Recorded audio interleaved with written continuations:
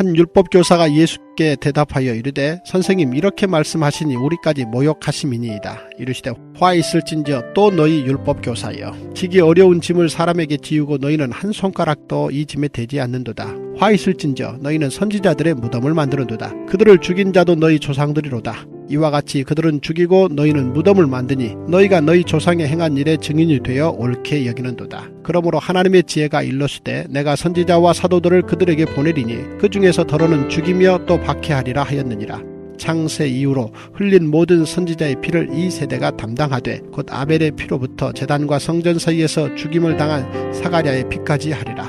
내가 너희에게 이르노니 과연 이 세대가 담당하리라. 화 있을진저 너희 율법교사여 너희가 지식의 열쇠를 가져가서 너희도 들어가지 않고 또 들어가고자 하는 자도 막았느니라 하시니라. 거기서 나오실 때에 서기관과 바리새인들이 거세게 달려들어 여러 가지 일을 따져 묻고 그 입에서 나오는 말을 책잡고자 하여 노리고 있더라. 기도하겠습니다. 하나님, 오늘도 우리가 100% 오신 그 하나님이 우리에게 주신 그 말씀을 듣고 오늘도 이 말씀에서 나를 보고자 오늘도 말씀을 펴니다. 그렇습니다. 주님, 오늘 말씀에 귀신 들린 자가 있으면 그 귀신 들린 자가 나의 힘을 인정하고, 바리새인이 있으면 바리새인하며 나라고 인정하고, 또 율법사가 있으면 그 율법사가 나의 힘을 인정하며, 오늘도 이 말씀에서 나를 보기 위해 오늘도 우리는 말씀을 펴니다. 주님, 오늘도 주님께서 무섭게 책망하시는 한 율법사가 나옵니다. 하나님 아버지, 그렇습니다. 이 율법사가 저입니다. 오늘도 이것을 인정하고 내 죄를 보기 위해서 오늘도 주님의 말씀 앞에 겸손히 무릎 꿇고 이 말씀을 받사오니, 주님 오늘도 우리에게 말씀하여 주사 내 안에 율법사는 떠나가게 하여 주시고 온전히 주님께서 원하시는 그 변화된 한 사람으로 내가 설 수 있도록 오늘도 이 말씀으로 나에게 역사하여 주시옵소서. 이 말씀이 나의 심령 골수를 찌르게 하시고 쪼개게 하여 주시고 변화가 일어나게 하여 주시옵소서. 예수님의 이름으로 기도합니다. 아멘. 네, 제가 오늘 말씀을 나누면서 이제 균형을 잡기 위해서 먼저 이 말씀을 드리는 겁니다. 이건 이제 예의상 하는 말이 아니라 제가 알고 있는 이 동료 사역자 중에 제가 정말 존경하고 배우고 싶은 동료 사역자가 한 분 계시거든요. 그런데 이분이 한 번은 성도님들과의 관계에서, 그리고 동료들과의 관계에서, 인간 관계에서 이제 자꾸 어려움을 겪는 거예요. 그래서 그 문제로 이제 대화를 나누다가 자기 문제가 뭔지 한번 좀 얘기를 해달라는 거죠. 이제 그분도 말씀을 보는 분이니까. 그래서 제가 그러면 이제 이분이 가지고 있는 이 문제를 어떻게 비유할까라고 생각을 하다가 제가 이제 뭐라고 비유를 했냐면, 만약에 이 목사님이 목회자가 안 됐다고 했을 때 그러면 이제 목회자 다음으로 어울리는 직업이 뭐냐라고 하면 저는 이제 외과 의사가 떠오르더라고요. 이게 뭐냐면 이분은 이제 기질 자체가 굉장히 객관적이에요. 굉장히 객관적이고 정확한 걸 좋아하고, 그래서 이제 누군가를 이제 양육하면 진단이 정확해요. 통찰력이 있는 분이거든요. 진단 정확하고, 그래서 어디를 째서 어느 환부를 얼만큼 잘라야 되는지 모든 게 정확해요. 모든 게. 그리고 봉합까지 깔끔한 거예요. 그러니까 이분이 만약에 외과 수술을 한다라고 하면 만약에 처음부터 끝까지 이분이 잘못한 게 뭔가를 찝어내려고 하면 아무도 찝어낼 수 없어요. 왜냐하면 모든 게 정확하기 때문이죠. 그런데 이 모든 게 완벽한 분이 치료를 하면서 딱 하나 안 하는 게 있어요. 제가 볼 때 그게 뭐냐면 마취를 안 하는 거예요. 그러면 여러분 어떻게 될까요? 아무리 살펴봐도 수술이 완벽하게 돼 있고 환부도 깨끗해요. 근데 수술이 끝나고 나면 환자가 죽어 있는 거예요. 쇼크로. 그러니까 사람을 치료할 때 정확하게 치료하는 것도 중요하지만 감당할 수 있도록 마취는 좀 해줘야 될 거 아니에요. 여러분 마찬가지로 사람을 양육할 때 옳은 소리 해주고 찔러주는 거 굉장히 중요합니다. 맞는 말 해줘야 될 거 아니에요. 정확한 진단을 해줘야 될 거 아니에요. 문제가 뭔지 정확하게 말을 해줘야 될 거 아닙니까? 그래도 사람마다 수준이 있기 때문에 너무 아프면 쇼크가 와요. 너무 정확하게만 하면 사람 감당 못합니다. 그러니까 받아들일 수 있도록 가끔은 위로라는 마취도 해주고, 가끔은 칭찬이라는 마취도 해주고, 농담이라는 마취도 해줘야 사람이 무사히 양육을 받고 변화가 되는 거죠. 그래서 수술이든 양육이든 이 정확한 것만 중요한 게 아니라 칭찬이나 위로 같은 진통제도 중요해요. 그런데 제가 드리고 싶은 말씀은 이겁니다. 앞에 말씀드린 극단대로 수술 정확히 해요. 정확하고 다 옳게 했어요. 근데 마취 안 하면 치료인데 죽이죠. 분명히 치료를 다 했어요. 죽죠. 고통이 너무 아파가지고.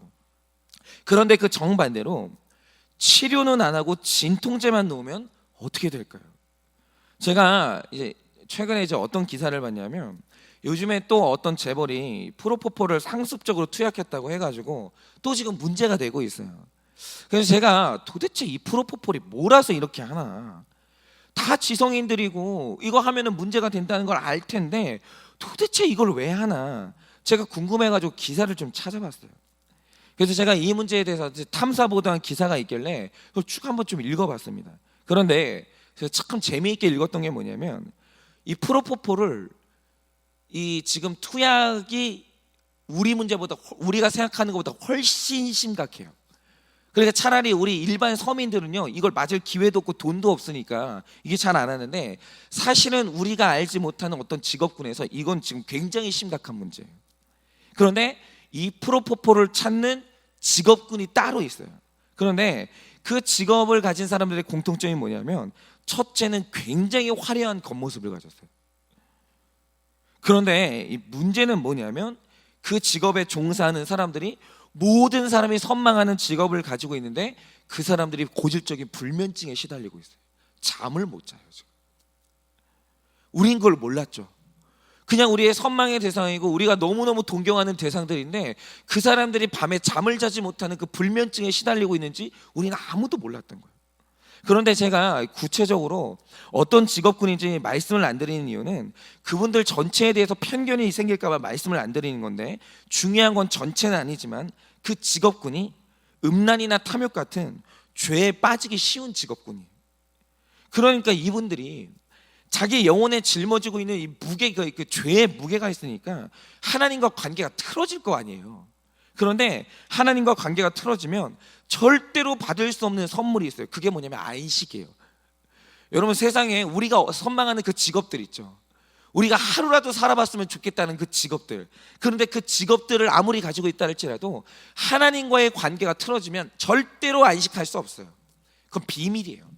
아무에게도 말할 수 없는 비밀이죠. 내가 안식이 없다는 거.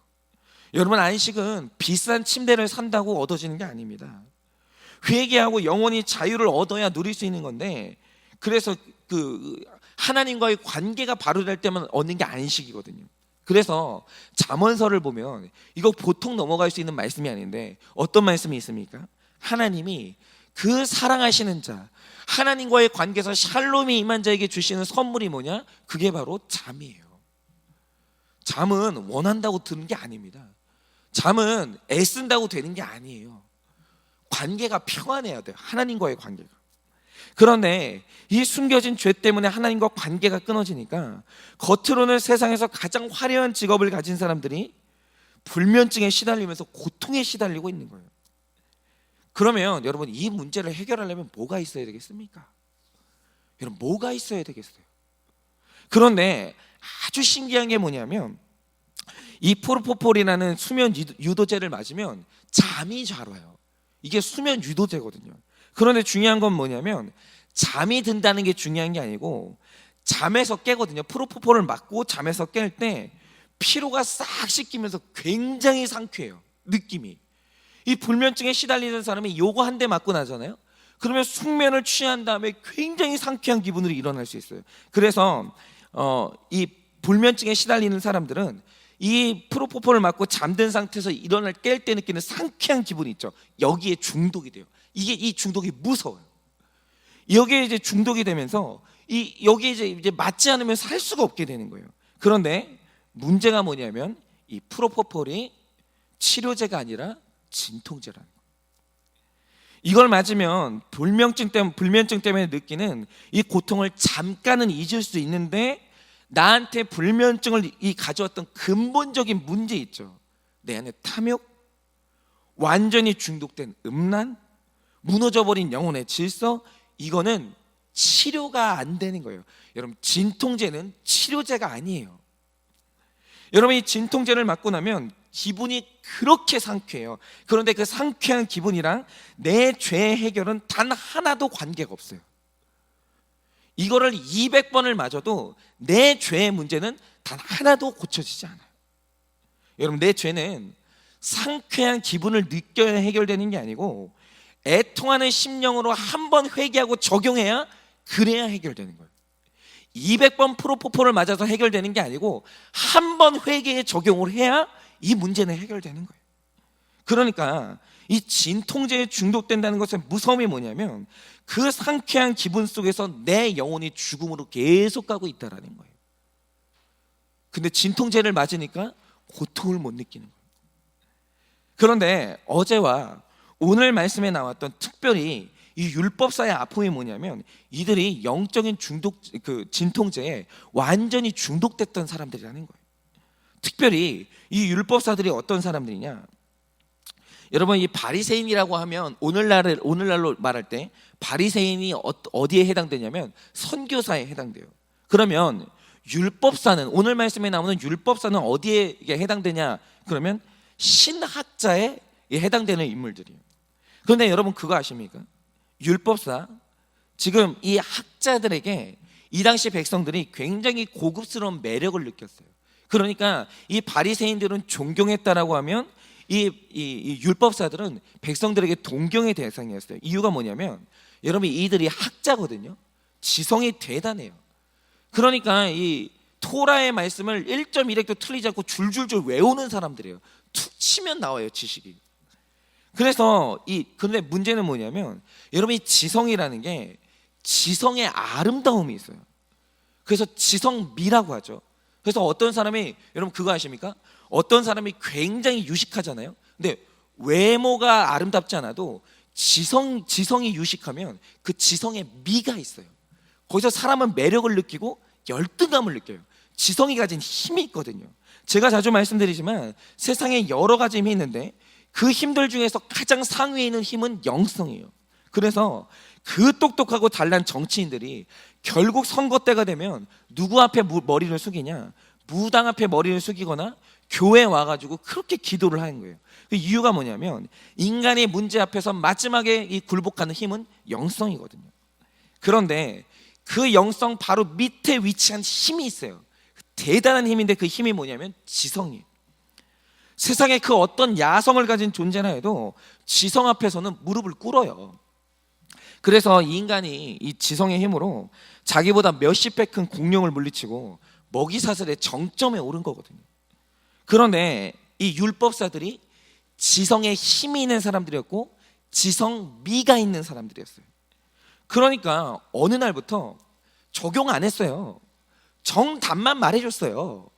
그러니까 여기까지는 진통제고 이게 적용까지 나아가야 치료제가 되는 건데 이들이 그냥 그 정답만 말해줬어요. 지식을 말했거든요. 그런데 사람들이 여기에 반하기 시작하는 거예요. 나한테 반하는 거예요. 그러니까 그리고 사람들이 나를, 내가 이런 거죠. 거룩이란 이런 거야. 이거 문자잖아요. 이거 그냥 정답을 알고 있는 거예요. 근데 거룩이란 이런 거야 라는 걸 적용해야 거룩이 되는 거예요. 거룩한 사람이 되는 거예요. 근데 이상한 게 뭐냐면 거룩이란 이런 거야 라고 정답을 말해주는데 사람들이 나를 거룩한 사람으로 쳐주는 거예요. 자꾸 사람들이 나를 칭찬을 해주는 거죠. 그러니까 자기는 한 손가락도 짐을 지지 않으면서 남들에게 계속 어려운 짐을 져주는데 그 힘이 뭐냐면 이게 지성의 힘이에요. 그러니까 이들이 그 지성의 힘으로 사람들한테 사랑받고 남들을 조종하는 그 맛에 취해서 살았는데 문제는 뭐냐? 그렇게 남들에게 힘든 적용을 시켜요. 자, 하나님의 말씀대로 산다는 건 이렇게 하는 거야. 저렇게 하는 거야. 11조는 이렇게 하면 돼. 그러면서 계속 규칙을 알려줘요. 그러면서 힘든 적용을 하는 백성들은 살아요. 구원을 받아요. 근데 문제는 뭐냐? 율법사들의 문제는 뭐냐면 자기들은 적용을 시키는 사람들이에요. 근데 그러다 보니까 나는 적용을 안 하는 거예요. 그러다 보니까 율법사들은 정작 구원을 못 받는 거예요. 이들이 점점 적용하고 멀어지는 삶을 살게 되는 거예요. 그러니까 여러분 아시는지 모르겠지만 사도 바울이 율법사였어요. 사도 바울이 학자였거든요. 그래서 사도 바울이 율법사들의 약점을 정확히 간파하는 사람인데, 그래서 그가 늘 걱정했던 게 뭡니까? 고린도전서 9장 27절 말씀처럼 내가 남은 구원시켰어요. 내가 옳은 게 뭔지 아니까 자꾸 사람들한테 적용을 시킬 거 아니에요. 그러니까 적용하는 백성들은 구원을 받아요. 그런데 적용을 시키는 나는 구원받지 못할까 봐 너무 근심을 했어요. 이게 뭐냐? 이게 율법사들이 가진 약점이었어요. 이게 자꾸 영적인 이 진통제를 맞다 보니까 적용으로 안 나가게 되는 거예요, 자꾸. 그러니까 오늘 예수님이 말씀하신 게 뭡니까? 우리가 알고 있는 100가지 정답이 우리를 치료하는 게 아니라 한 가지 적용이 우리를 치료하는 거예요. 여러분, 우리 가정을 살리는 건 만마디 잔소리가 아니라 말씀 듣는 사람이 한 가지 하는 자기 적용인 거예요. 자꾸 타인한테 이게 정답이야? 이게 적용이야? 라고 적용을 시킨다고 내가 구원받는 게 아니라는 거죠. 내가 구원을 받으려면 내가 적용해야 돼요. 여러분, 그래서 이 많은 사람들이 큐티를 오해하는데, 여러분, 큐티가 제일 잘못될 때 일어나는 부작용이 뭔지 아십니까? 교회가 묵상 중심의 교회로 가는 거예요. 그러니까 책상에서 말씀 중심하다가 말씀 묵상하다가 오늘 주어가 뭐다? 그래서 오늘 핵심 주제가 뭐다? 이런 식으로 정답 찾기 하는 거예요. 이게 큐티하는 교회가 빠질 수 있는 가장 큰 이 무서운 이 부작용이에요. 여러분, 이렇게 묵상 중심의 교회가 되면 그 큐티에 실패한 거예요. 여러분, 큐티는 묵상하자고 하는 게 아니에요. 언제나 큐티의 마지막은 적용이고 큐티의 꽃은 적용이에요. 그래서 언제나 큐티하는 교회가 나눔을 할 때 나눔의 중심은 깨달음이 아니라 깨달은 걸 어떻게 적용했는지 삶을 나누는 게 큐티예요. 그러니까 오늘 이 율법사들이 선지자의 무덤을 만들었다고 해요. 그런데 선지자의 무덤을 만들었다는 말의 뜻이 뭡니까? 오늘 말씀에서 선지자는 지식을 전달하는 사람이 아니라 회개를 촉구했던 사람들이에요. 오늘 말씀의 선지자들은 이 적용을 늘 강조했던 사람들이에요. 그런데 오늘 율법사가 선지자의 무덤을 만들었답니다. 그러면 이 말의 뜻은 뭐냐면, 적용을 촉구해 선지자가 어느 날 와가지고, 야, 지식 그만 말하고 적용 얘기해봐. 뭐 적용할 거야? 어떻게 적용할 건데? 적용을 촉구해요. 그런데 이때 율법사들이 주로 하는 말이 있어요. 그게 뭔지 아십니까? 알아요. 저도 알아요. 아는데 안 돼요. 이 말 하는 사람이 꼭 있어요. 알아요.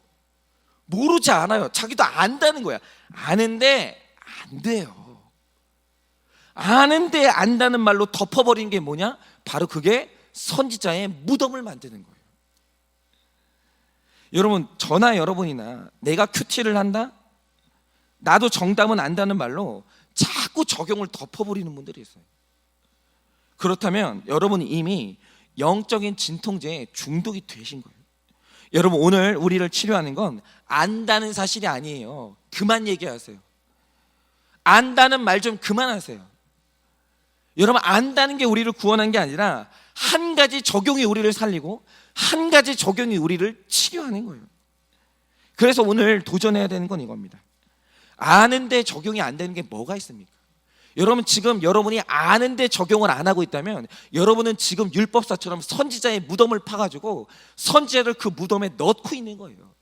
그게 늘 율법사들이 했던 거예요. 알아요. 저도 알아요. 여러분, 이 말 좀 그만하세요. 어떻게 적용했는지 이게 나와야 되는 거예요. 여러분, 이것은 꼭 영적인 것만 적용을 말하는 게 아닙니다. 저 같은 경우에 최근에 지금 제일 많이 듣는 조언이 있어요. 그게 뭔지 아십니까? 모든 제 나이 대 사람들이, 이 사무직에 있는 사람들이 다 듣는 말이에요. 목사님, 운동하셔야 돼요. 이 말을 제일 많이 들어요, 요즘에. 뭐 부모님이고 누구고 지금 막 뭐 제 외모를 보면서 피곤해 보인다는 말을 하는 분들은 진통제 그만 먹고 운동하라는 말을 계속 하세요. 저도 알아요. 근데 여러분, 목사가 체력 무너지잖아요. 기도 못해요. 여러분, 우리는 영육 1원론의 존재이기 때문에 체력이 무너지면 기도가 안 나와요. 여러분, 목사가 체력이 무너지면 묵상이 안 돼요. 여러분, 큐티를 늘 하시는 분들 아시죠?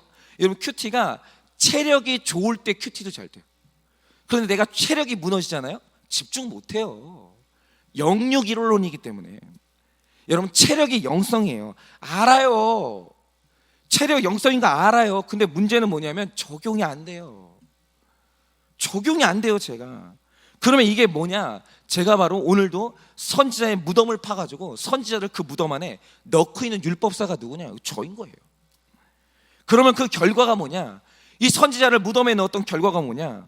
운동이라는 적용을 안 한 결과는 이 세대, 즉 제가 담당을 해야 되는 거예요.